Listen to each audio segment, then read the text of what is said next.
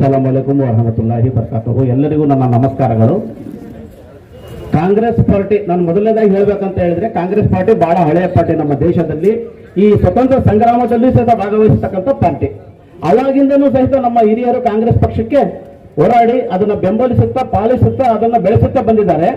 ಆ ಕಾಲದಿಂದಲೂ ಸಹಿತ ಕಾಂಗ್ರೆಸ್ ಪಕ್ಷಕ್ಕೆ ಪಕ್ಷ ನಿಷ್ಠೆ ಇತ್ತು, ಪಕ್ಷ ನಿಷ್ಠೆಯಿಂದ ಕೆಲಸ ಮಾಡ್ತಿದ್ರು. ಸೊ ಹಾಗಾಗಿ ಆ ಕಾಂಗ್ರೆಸ್ ಪಕ್ಷ ಭಾರತದಲ್ಲಿ ಎಮ್ಮರವಾಗಿ ಬೆಳೀತು. ಆದ್ರೆ ಇತ್ತೀಚಿನ ದಿನಗಳಲ್ಲಿ ಪಕ್ಷ ನಿಷ್ಠವಾಗಿ ವ್ಯಕ್ತಿ ನಿಷ್ಠೆ ಆಗ್ತಾ ಇದೆ. ಪಕ್ಷ ದುಡಿತಾ ಇಲ್ಲ, ಒಬ್ಬ ವ್ಯಕ್ತಿ ದುಡಿತಿದ್ದಾರೆ. ಸೊ ಹಾಗಾಗಿ ನಮ್ಮ ಪಕ್ಷ, ನಮಗೆ ಅಧಿಕಾರ ಇದೆ, ನಾವು ಕೇಳ್ತಾ ಇದ್ದೀವಿ. ಎರಡನೇದು, ನಾವು ಕೇವಲ ಮತದಾರರಿರ್ತಕ್ಕಂಥ ಒಂದು ಸಮುದಾಯಕ್ಕೆ 30 ವರ್ಷದಿಂದ ಗೆಲ್ಲಿಸ್ಕೊಂತ ಬರ್ತಾ ಇದ್ದೀವಿ.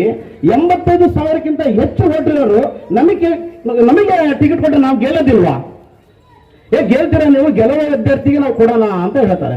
ಗೆಲ್ಲ ಅಭ್ಯರ್ಥಿ ಕೊಡ್ತಾನೆ ಅಂತ ಹೇಳಿದ್ರೆ, ನೀವಿಗೆ ಏನು ನಾವು ಇಷ್ಟು ದಿನ ಕೆಲಸ ಮಾಡಿದ್ವಿ ನಿಯತ್ತಿನಿಂದ, ಆ ನಿಯತ್ತಿಟ್ಕೊಂಡು ನೀವು ಆತ್ಮಸಾಕ್ಷಿಗೆ ಒಪ್ಪಿ ಕೆಲಸ ಮಾಡಿದ್ರೆ ನಾವು ಹೇಗೆ ಗೆಲ್ಲೋದಿಲ್ಲ? ನಿಮ್ಮ ಮನಸ್ಸಿರ್ಬೇಕು ಗೆಲ್ಲಿಸ್ಬೇಕು ಅನ್ನೋದು, ಬೇರೆಯವರನ್ನ ಬೆಳೆಸಬೇಕು ಗೆಲ್ಲಿಸ್ಬೇಕು ಅನ್ನೋದು ಮನಸ್ಸಿರ್ಬೇಕು. ನಮ್ಮ ದಾವಣಗೆರೆ ದಕ್ಷಿಣ ಕ್ಷೇತ್ರದಲ್ಲಿ ಕೇವಲ ಹೆಸರಿಂದ ಸಮರ್ಥ ವ್ಯಕ್ತಿಗಳಲ್ಲ, ಸರ್ವ ರೀತಿಯಿಂದಲೂ ಸಮರ್ಥವಾಗಿರ್ತಕ್ಕಂಥ ನಾಯಕರಿದ್ದಾರೆ, ಪಕ್ಷಕ್ಕೆ ದುಡಿದಿದ್ದಾರೆ. ಅವರಿಗೆ ಟಿಕೆಟ್ ಕೊಟ್ಟರೆ ಖಂಡಿತವಾಗಿ ಗೆಲ್ತಾರೆ.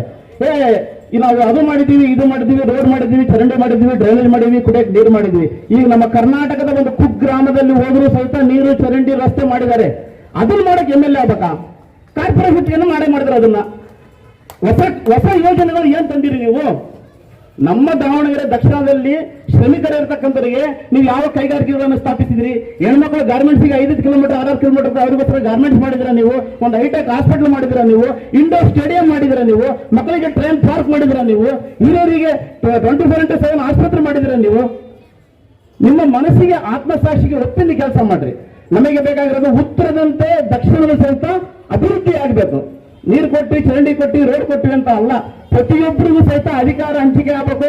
ಅವರ ಜನಸಂಖ್ಯೆಗೆ ಅನುಗುಣವಾಗಿ, ಅವರ ಅರ್ಹತೆಗೆ ಅನುಗುಣವಾಗಿ, ಅವರ ಯೋಗ್ಯತೆಗೆ ಅನುಗುಣವಾಗಿ ಅವರಿಗೆ ಅಧಿಕಾರ ಹಂಚಿಕೆ ಆಗಬೇಕು. ಬರೀ ಓಟಕ್ಕಂತಾನೆ ಇರಬೇಕು ಅಂತ ಹೇಳಿದ್ರೆ ಹೆಂಗೆ? ಸೊ ಹಾಗಾಗಿ ನಾನು ಟೈಮ್ ಇಲ್ಲ, ಜಾಸ್ತಿ ಮಾತಾಡೋಕೆ ಇಷ್ಟಪಡಲ್ಲ. ನಾನು ಹೇಳಕ್ ಇಷ್ಟಪಡ್ತೀನಿ, ದೊಡ್ಡರಾದಂಥವರು ಅವರು ಇಲ್ಲೇ ನನ್ನ ಕ್ಷೇತ್ರ ನಿನ್ನ ಕ್ಷೇತ್ರ ಅಲ್ಲ, ಯಾವ ಕ್ಷೇತ್ರದ ಮತದಾರ ಯಾವ ಕ್ಷೇತ್ರದಲ್ಲ ಅವರ ಅದು ಕ್ಷೇತ್ರನೇ ಹೊರತು ಯಾವುದೇ ರಾಜಕಾರಣ ಕ್ಷೇತ್ರ ಅಲ್ಲ ಅದು. ಇವತ್ತು ಬರ್ತಾರೆ, ನಾಳೆ ಹೋಗ್ತಾರೆ. ನಾಳೆ ಬೇಕಾದ್ರೆ ಜಮೀರ್ ಅಹಮದ್ ಖಾನ್ ಬಂದು ಇಲ್ಲಿ ನಿಂತ್ಕೊಂತೀನಿ ಅಂತ ಹೇಳಿದ್ರೆ ಕಾನೂನು ಬೇಡ ಅಂತ ಹೇಳಕ್ ಬರೋದಿಲ್ಲ. ಆದ್ರೆ ಜಮೀರ್ ಅಹಮದ್ ಖಾನ್ ಇಲ್ಲಿ ಬಂದು ಓಟ್ ಹಾಕ್ತೀನಿ ಅಂತ ಕೊಡೋದಿಲ್ಲ. ಈ ಕ್ಷೇತ್ರದ ಮತದಾರರಿಗೆ ಅಧಿಕಾರ ಇದೆ ಹೊರತು ಕ್ಷೇತ್ರ ನಮ್ಮ ಅಂತ ಹೇಳೋದಕ್ಕೆ ಯಾವುದೇ ರಾಜಕಾರಣಿಗೆ ಇಲ್ಲ. ಸೊ ಹಾಗಾಗಿ ನಮ್ಮ ಮತದಾರ ಕ್ಷೇತ್ರ, ನಮ್ಮ ಕ್ಷೇತ್ರನ ನಾವು ಅಭಿವೃದ್ಧಿ ಪಡಿಸಬೇಕು. ನಮ್ಮ ಕ್ಷೇತ್ರ ಅಭಿವೃದ್ಧಿ ಪಡಿಸಕ್ಕೆ ಯಾವ ವ್ಯಕ್ತಿ ಸೂಕ್ತ, ಯಾವ ವ್ಯಕ್ತಿಗೆ ಅರ್ಹತೆ ಇದೆ, ಯಾವ ವ್ಯಕ್ತಿ ನಮಗೆ ಓಟ್ ಕೊಡ್ಲೆ ಸಿಗ್ತಾನೆ. ಅಟ್ಲೀಸ್ಟ್ ನಾನು ಹೇಳ್ತಾ 30 ವರ್ಷ ಆತು ದಾವಣಗೆರೆ ದಕ್ಷಿಣದಲ್ಲಿ ಒಬ್ಬ ಶಾಸಕರ ಜನಸಂಪರ್ಕ ಕಚೇರಿ ಇದೆನಾ ಇಲ್ಲಿ? ಸ್ವಲ್ಪ ಅರ್ಥ ಮಾಡ್ಕೇಳ್ರಿ. ನಾವು ಶಾಸಕರಿಗೆ ಕಾಣಬೇಕಂದ್ರೆ ಹೇಳಿದ್ರೆ 4 ಕಿಲೋಮೀಟರ್ ಹೋಗ್ಬೇಕು, ಕಾಯ್ಬೇಕು. ಅದ್ರಾಗ ಯಾರು ಗಾಡ ಚಾಲಕ ಇರ್ತಾನೆ, ಅವನನ್ನ ಫಸ್ಟ್ ಮೇಂಟೈನ್ ಮಾಡ್ಬೇಕು. ನೀವು ಅಂದ್ರೆ ನಾವು ಅವ್ರಿಗೆ ಮೇಂಟೈನ್ ಮಾಡ್ಬೇಕು.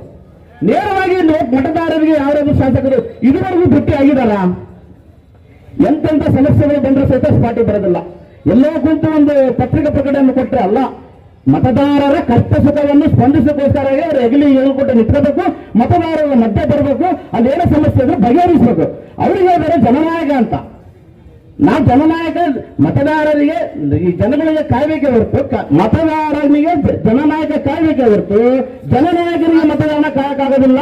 ಸೊ ಹಾಗಾಗಿ ಸಮಯದ ಅಭಾವ ಇದೆ, ಬಹಳಷ್ಟು ಮಾತಾಡೋದಿದೆ. ಯಾಕಂದ್ರೆ ನಾವು 30-40 ವರ್ಷದಿಂದ ಈ ಕ್ಷೇತ್ರದ ನಿವಾಸಿ ಆಗಿರೋದ್ರಿಂದ ಇಲ್ಲಿನ ಕಷ್ಟ, ನಷ್ಟ, ದುಃಖ, ದುಮ್ಮಾನ ಏನಂತ ನಿಮಗೆ ಮನಸ್ಸಿಗೆ ಗೊತ್ತಿದೆ. ಇಲ್ಲೆಲ್ಲ ಬಹಳ ಜನ ನಾಯಕರಿದ್ದಾರೆ. ಮುಂದೆ ಸಮಯ ಸಿಕ್ಕಾಗ ಅದನ್ನು ಸಂಕ್ಷಿಪ್ತವಾಗಿ ವಿವರವಾಗಿ ಹೇಳ್ತೀನಿ. ನಾನು ಈ ಸಂದರ್ಭದಲ್ಲಿ ಇಷ್ಟಪಡೋದೇನಂತಂದ್ರೆ, ಕಾಂಗ್ರೆಸ್ ಹೈಕಮಾಂಡ್ ಅಲ್ಪಸಂಖ್ಯಾತರಿಗೆಲ್ಲ, ಹಿಂದುಳಿದವರಿಗೆ ಯಾರಿಗಾದ್ರೂ ಟಿಕೆಟ್ ಕೊಡಲಿ. ಜಬ್ಬಾರ್ ಸಾಹೇಬರಿಗೆಲ್ಲ, ಸೈಬುಲ್ಲಾ ಸಾಹೇಬರಿಗೆಲ್ಲ, ಮತ್ತಾರಿಗೆಲ್ಲ, ಇವ್ರಿಗೆ ಯಾರಿಗೆ, ನಮ್ಮ ಜಬ್ಬಾರ್ ಸಾಹೇಬರಿಗೆಲ್ಲ, ಸಾದಿ ಸಾಹೇಬರಿಗೆಲ್ಲ, ಯಾರಿಗೆ ಒಬ್ಬ ಮಂಡಕ್ಕಿ ಬಿಟ್ಟು ಇಲ್ಲಿ ಮಂಡಕ್ಕಿ ಉರಿಯೋನಿಗೆ ಸಹಿತ ಕೊಟ್ಟರು ಸಹಿತ ನಾವು ಗೆಲ್ಲಿಸ್ತೀವಿ ಮತ್ತು ಈ ಕ್ಷೇತ್ರವನ್ನು ಅಭಿವೃದ್ಧಿ ಮಾಡ್ತೀವಿ. ಬರೀ ಓದು ಬರಹ ಅಷ್ಟೇ ಅಲ್ಲ, ಶ್ರೀಮಂತಿಕೆ, ಓದು ಬರಹ ಇದ್ರೆ ಮಾತ್ರ ಒಂದು ನಾಯಕ ಅಲ್ಲ, ಅವನಿಗೆ ಟ್ಯಾಲೆಂಟ್ ಇರಬೇಕು. ಅಂತ ಟ್ಯಾಲೆಂಟ್ ಇರೋರು ಬಹಳ ಜನ ಇದ್ದಾರೆ ಅಂತ ಹೇಳ್ತಾ ನಾನು ಮಾತನ್ನು ಮುಗಿಸ್ತೀನಿ. ಜೈ ಹಿಂದ್, ಜೈ ಕರ್ನಾಟಕ.